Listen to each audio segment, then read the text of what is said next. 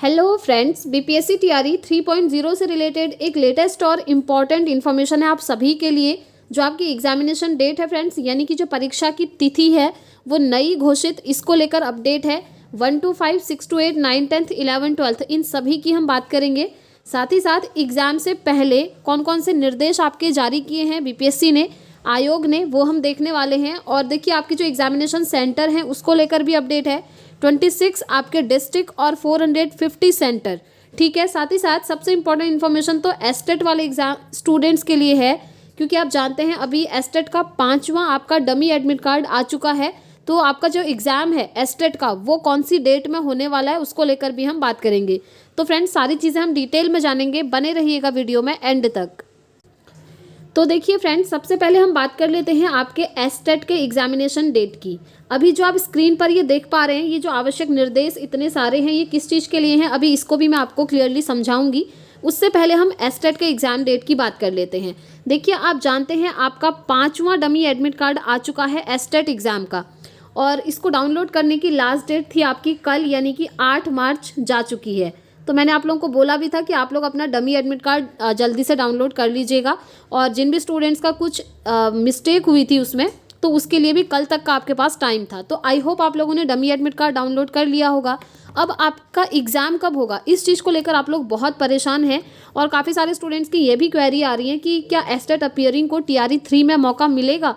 क्योंकि देखिए फ्रेंड्स, जो टीआरई 3 है, टीआरई 3 में 1 to 5 और 6 to 8 का एग्ज़ाम होना है आपका 15 मार्च को। उसके बाद जो 16 मार्च को आपका एग्ज़ाम होना था वो पोस्टपोन हो चुका है। तो अभी तक बीपीएससी टीआरई 3 में सिर्फ 1 to 5 और 6 to 8 के एग्ज़ाम की डेट कंफर्म हुई है 15 मार्च, वो होना है, ठीक है। उसके बाद के जो एग्ज़ाम हैं 9, 10th और 11, 12th के, ठीक है, 1 to 5, 6 to 8 का हो जाएगा। उसके बाद 9, 10th और 11, 12th का एग्ज़ाम कब होगा टीआरई 3 का, तो ये होने हैं फ्रेंड्स आपके होली के बाद। जी हाँ, मैंने आपको दिखाया भी था, न्यूज़पेपर के आर्टिकल में आया था कि ये जो एग्ज़ाम है आपका होली के बाद होगा, और एक ट्वीट भी मैंने आपको दिखाया था जिसमें यही चीज़ बताई थी कि होली के जस्ट बाद 9, 10th और 11, 12th के एग्ज़ाम की डेट आ जाएगी। अब देखिए, अगर इनके एग्ज़ाम की डेट आती है होली के बाद, तो एस्टेट का एग्ज़ाम कब होगा, ये सबसे बड़ा कन्फ्यूज़न है। तो एक चीज़ तो आप समझ लीजिए फ्रेंड्स, एस्टेट का एग्ज़ाम 15 मार्च से पहले नहीं होगा। ये पूरी पॉसिबिलिटीज़ बन रही हैं, क्योंकि 15 मार्च को है आपका बीपीएससी टीआरई 3.0 का एग्ज़ाम, वो भी आपका 2 शिफ्ट में, पहली शिफ्ट में 6 to 8 का, दूसरी शिफ्ट में 1 to 5 का। तो 15 से पहले तो एस्टेट का एग्ज़ाम होने की पॉसिबिलिटीज़ बिल्कुल भी नहीं बन रही हैं। बट एस्टेट का एग्ज़ाम आपका 16 मार्च के बाद कभी भी हो सकता है, ठीक है। आप मानकर चलिए कि आपका एग्ज़ाम 16 मार्च के बाद कभी भी हो सकता है, कभी भी ऑफिशियल नोटिस आ सकता है कि एस्टेट का एग्ज़ाम डेट ये है।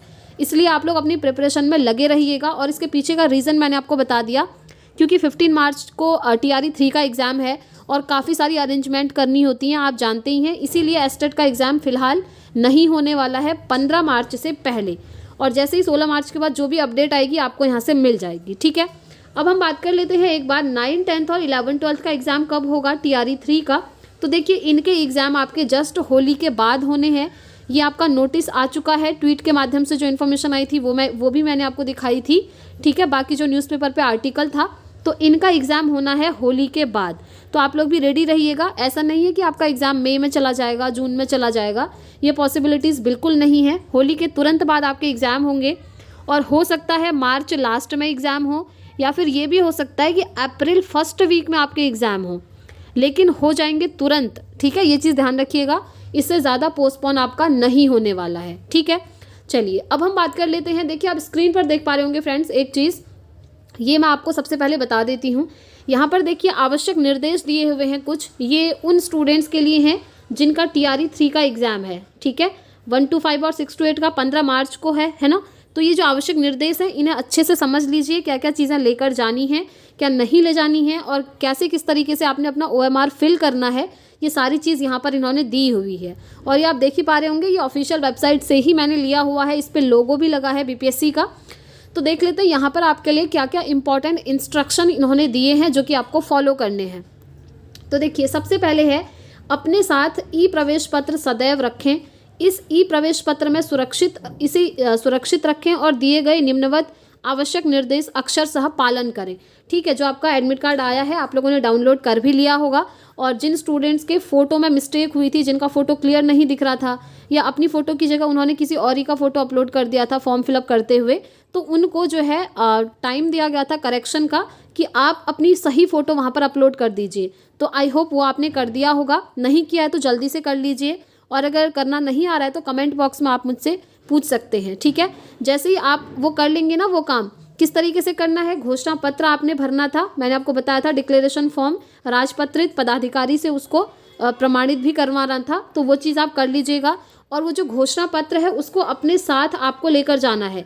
ये घोषणा पत्र सिर्फ उन स्टूडेंट्स को लेकर जाना है जिनके फॉर्म भरते हुए वो जो फोटोग्राफ है वो क्लियर नहीं दिख रहा था। ठीक है, बाकी स्टूडेंट्स को नहीं ले जाना है, ये चीज़ ध्यान रखिएगा। अब जो ये आपका ई एडमिट कार्ड है ये आप अपने साथ ले जाएंगे। साथ में यहाँ पर नेक्स्ट जो इन्फॉर्मेशन है वो भी देख लीजिए। निर्धारित परीक्षा के केंद्र पर परीक्षा प्रारंभ होने से 2.5 घंटा पहले आप पहुँच जाएं। अगर 2.5 घंटा पहले नहीं भी पहुँच पाते हैं तो 1 घंटा पहले तो एटलीस्ट आपको पहुँचना है। ये इन्फॉर्मेशन आई थी ऑफिशियल, वो मैंने आपको दिखाई भी थी। परीक्षा प्रारंभ होने के देखिए लिखा भी है कि 1 घंटा पहले तक ही परीक्षा कक्ष में प्रवेश की अनुमति दी जाएगी तथा परीक्षा अवधि की समाप्ति के पूर्व किसी परीक्षार्थी को कक्ष छोड़ने की अनुमति नहीं दी जाएगी, चाहे वो कुछ भी हो। ठीक है, और देखिए जो इम्पोर्टेंट है OMR शीट आपने कैसे फिल करनी है उसको लेकर भी यहाँ पर अपडेट दिया है कि अभ्यर्थी अपने प्रवेश पत्र में अंकित 6 अंक वाला रोल नंबर को लिखेंगे। जो भी आपका जो एडमिट कार्ड आपने डाउनलोड करा होगा उसमें आपका रोल नंबर होगा, वो आपको लिखना है। किसी भी स्थिति में अपना रजिस्ट्रेशन नंबर नहीं लिखना है। काफ़ी सारे स्टूडेंट्स क्या करते हैं ना, जो रोल नंबर उनको फिल करना होता है OMR शीट में, उसकी जगह पर वो अपना रजिस्ट्रेशन नंबर लिख देते हैं। तो रजिस्ट्रेशन नंबर नहीं लिखना है, आपको रोल नंबर लिखना है। ठीक है, यही चीज़ें दी हैं कि नियत स्थान पर अपना नाम और अनुक्रमांक अच्छे से लिखें, और गोलों को, और देखिए रोल नंबर अंकन में गोलों को नहीं भरना है। इस बार आपका ये चेंज हुआ है। ठीक है, जब रोल नंबर है ना उसके लिए आपको गोले नहीं भरने हैं बल्कि सिर्फ अंक लिखने हैं। गोले ऑलरेडी वहाँ से भर करके आएंगे, ये चीज़ ध्यान रखिएगा। अभ्यर्थी उत्तर पत्रक यानी कि OMR शीट में किसी भी प्रकार का चिन्ह, पहचान चिन्ह अंकित ना करें, और वाइटनर, ब्लेड, इरेजर इन सब का प्रयोग आपको नहीं करना है। ठीक है, क्लियरली आपका वो जो दिखना चाहिए OMR शीट में जो भी आप गोला भर रहे हैं, और कुछ भी ऐसे निशान वगैरह नहीं लगाने हैं।